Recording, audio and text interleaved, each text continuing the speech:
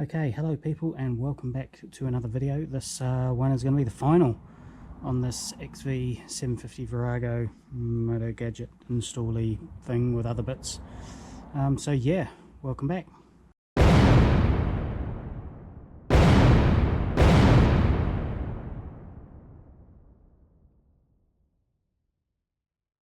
Okay, so I've taken that spacer out of the back wheel of my bike, thrown it in here, we've tightened the nut up, and we are just golden. Look at that. Tyre's not centered to the bike. We know that was going to happen because we got a different sized rim on there. Owner's fine with that. Maybe it'll corner better in one direction than it will in the other. Maybe it'll be crabbing down the road, who knows, but we'll cross that bridge when we get to it. Okay, so we're still having issues with this carburetor. We've still got fuel coming out of the overflow. I assume that's the overflow. There's no locking off nut to close off this as like a drain plug, or not that I can see anyway. Now I'm told by a reliable source that the float in here could be stuck, just because it's been sitting there with no fuel on a shelf somewhere. So I'm going to fill it up with fuel again. I'm going to try tapping this with a screwdriver or something, just to see if it'll stop that or make that float go back to where it should do. Let's just pour some fuel down here, and you can see what comes out of there. Okay, so I got my little container of fuel.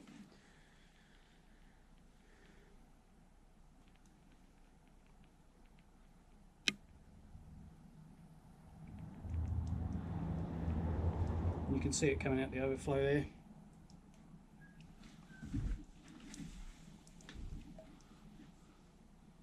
Try giving it a tap.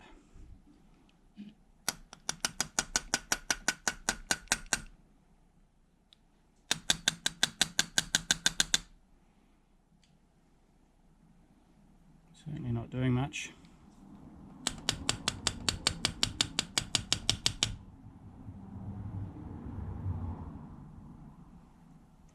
No, I think I'll just let this fuel drain out, and we might have to pull this off. Have a closer look maybe. You can see the fuel level dropping.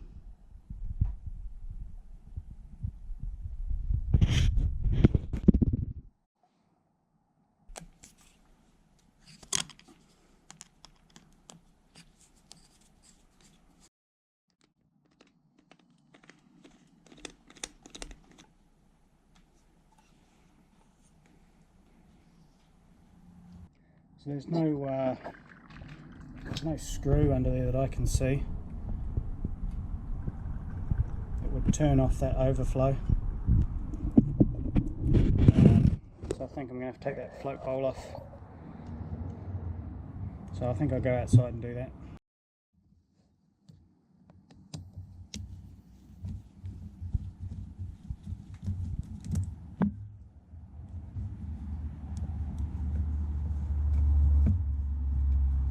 If you're doing a build like this, you can't let things like this discourage you, like these little setbacks, because it's just part of the deal of doing a cafe racer.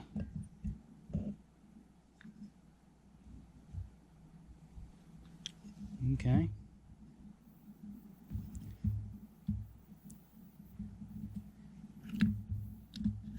Those floats are moving beautifully. Here's our overflow.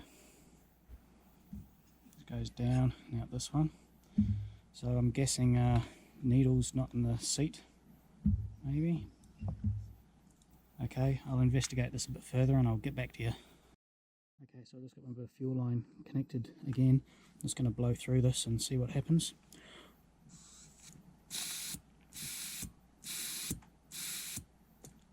Okay, so that's definitely turning the fuel off. Whether this is set at the right height or not,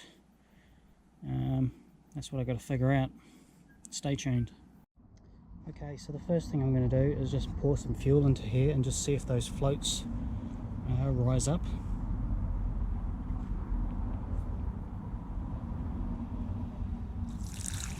Oh baby.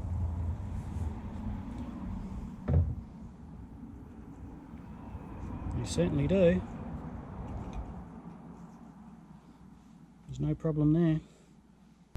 I think this little tab in the middle here, I've got a feeling you can bend this because it has been bent down, and I think that's what sets your float height. So I'm just going to give it a wee little bend, not much, and I'm just going to see if that I'll put the float bowl back on and see if that helps us. I've got this little removable part here. I might take this off just so I can see what's going on inside. I might actually be able to physically move the floats with my screwdriver to see if they are operating.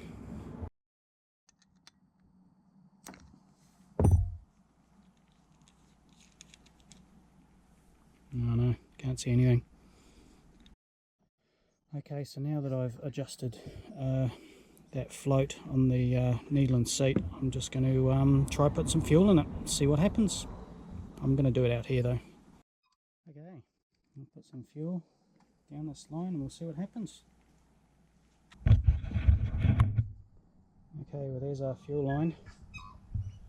It's not sinking going down and it's not coming out the overflow, so I think it was just that needed a wee bit of adjustment there. That needle wasn't quite seating properly. So yeah, let's throw this back on the bike and that's another little job done, and we'll just monitor it and keep our eye on it. Cool. Okay, so carburetor's back in, everything's done up, nipped up. We've still got fuel. You can see this point here, she ain't dribbling out anymore, so I think we've sorted our issue there. Just one of those things. Like I say, you're going to run into issues like this on your builds. This has probably taken me, I don't know, at least a couple of hours to sort it out. And these are the sorts of things you'll find towards the end of your build when you start putting fuel into things and stuff like that. So like I say, don't let it discourage you. You just got to fix one problem at a time. Cool. Other job I've just done is I've tightened this up, just shaved a bit off where it clamps together, and that's now nice and solid, so we're all good there.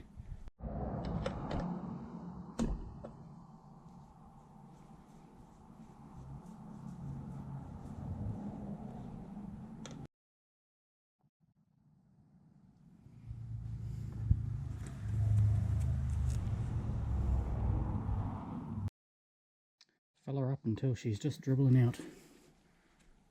You know you've got enough in there. Okay, so I've just done a test fit of the tank. It's looking pretty smart. And I'm just sort of plumbing up these Petcocks. So you've got two, let me pull that off. You've got two connections on the Petcock. This main one here is for fuel to the carb, and this other one here is a vacuum coming from the carb. So once the engine is pulling a vacuum, this pulls in a diaphragm here which lets fuel flow, and as soon as the engine stops, that diaphragm releases and shuts fuel off, so it's not continuously able to pour down into your carburetor and potentially flood everywhere. So yeah, that's where we're at. So on these Petcocks we have three positions. We've got prime, reserve and on. So when it's in prime, fuel will flow freely through here with no, doesn't matter whether you have a vacuum or not. That's what you would use to prime the carburetors for a first start. So normally you would leave it on in the on position, and then that way as soon as you have a vacuum, the fuel starts flowing. You should have enough fuel in the float bowls here to be able to start the engine, and it should run for 30 odd seconds before the fuel would get too low, so that would be more than enough time for you to get a vacuum. and for this petcock to open. And then of course you got reserve, which is when you run out of fuel because you don't have a fuel gauge. But, yeah, so I think we might look at throwing some fuel into this tank and seeing what happens next.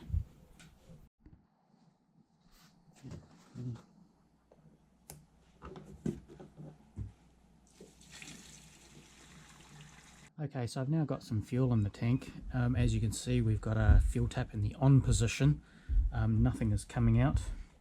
I'll just get this little container here.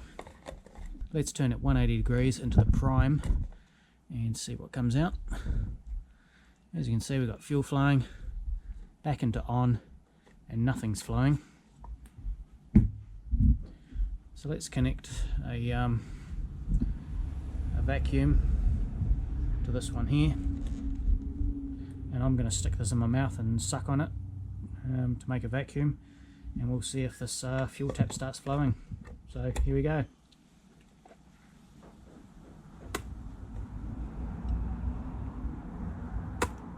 Perfect. So that's working. We'll just assume the other side's all good. Excellent. Okay, so I'm having a few issues fitting the battery and getting all these cables connected. She's just so tight. I'm thinking about cutting this here out a bit more, just to give me a little bit more room to play. And the other thing is that these brackets here on this seat, they do not line up with the holes here. The tank shouldn't have moved because it slides down into it's got a little locating pin, and there's two locating pins at the front, so the tank should not have moved, but the seat's definitely not lining up, so I'm going to remake some brackets on here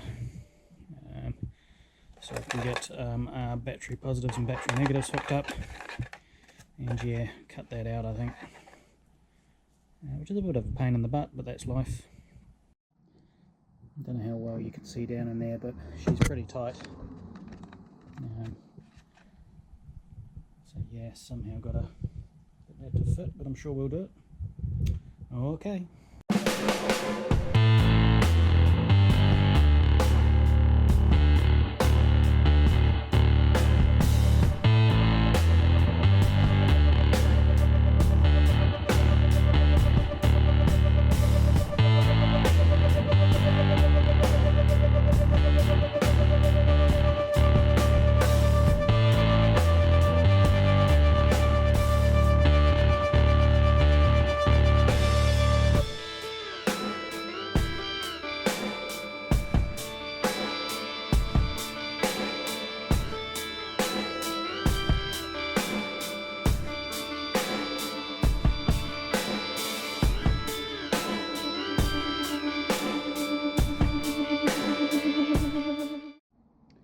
Okay folks, well there you have it. My work is done.